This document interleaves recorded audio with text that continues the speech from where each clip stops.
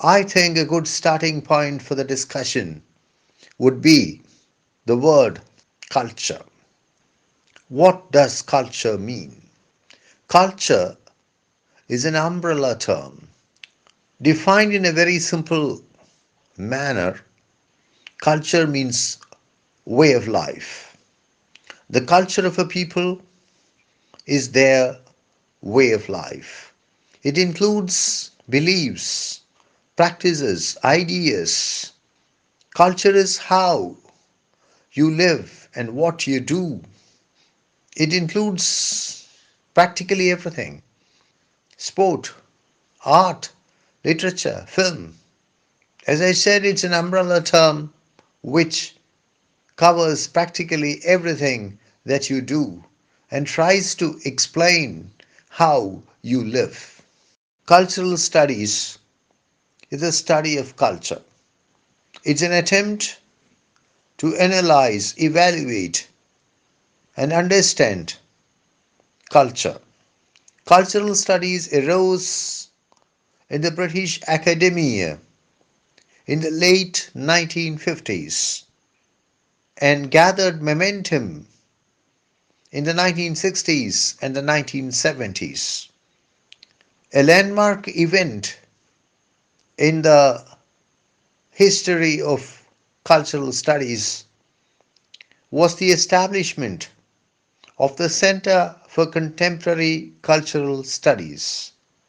The Center for Contemporary Cultural Studies, Triple CS, at the University of Birmingham in 1964. Culture being a catch all term, cultural studies inevitably has to adopt an interdisciplinary approach. So, cultural studies is basically an interdisciplinary approach towards culture. And using the approach, the discipline tries to carry out analysis, evaluation, and comprehension of culture. Cultural studies, again, inevitably draws from innumerable sources such as semiotics, sociology, literary theory, political science, film studies, media studies, communication theory. It also draws from numerous ideologies such as Marxism, feminism, post structuralism, and post colonialism. Cultural studies attempts to identify cultural practices and attempts to relate these cultural practices to wider systems of power operating through social phenomena such as ideology, class, nation, ethnicity, gender, and sexual orientation. I don't know whether I've given you the impression that culture is something common, something general, something homogeneous. I could not have been more mistaken because very often within every culture there are subcultures. Subcultures are the cultures of specific groups within the culture of a society. And very frequently, the ideas, the ideals, the values of these subcultures are at variance with the ideas, the ideals, and the values of the culture of the society as a whole. In Western society, there is, or at least there was, the subculture of the punks, the subculture of the bikers, the subculture of the hippies, the subculture of the goths. And in our own society, medical college students may be having their own subculture. Engineering college students may be having their own subculture. Some culture studies scholars attempt to differentiate between high culture and low culture. High culture is the culture of the upper classes, of the educated classes, of the classes with exposure, and there is frequently an attempt to impose this culture on the society as a whole, frequently an attempt to give the elements of this culture a universalist significance.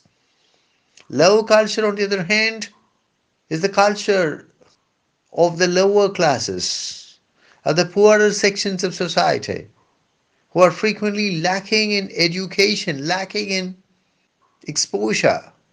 Popular culture is a good example. There is the concept of dominant culture. Dominant culture is the culture which is dominant in a society which is multicultural. In that particular society, there are a number of cultures, but one specific culture is seen as more important than all the other cultures and is seen as having an overpowering presence in that society. Sometimes that culture is seemingly accepted as the universal culture of the society as a whole. The other cultures withdraw in order to give space to the dominant culture. For example, there is the culture of the Native Americans in the United States, which systematically conceded space to the dominant white American culture of the society. Thus, the Native American culture withdrew in order to concede space to the white Anglo Saxon Protestant culture of America.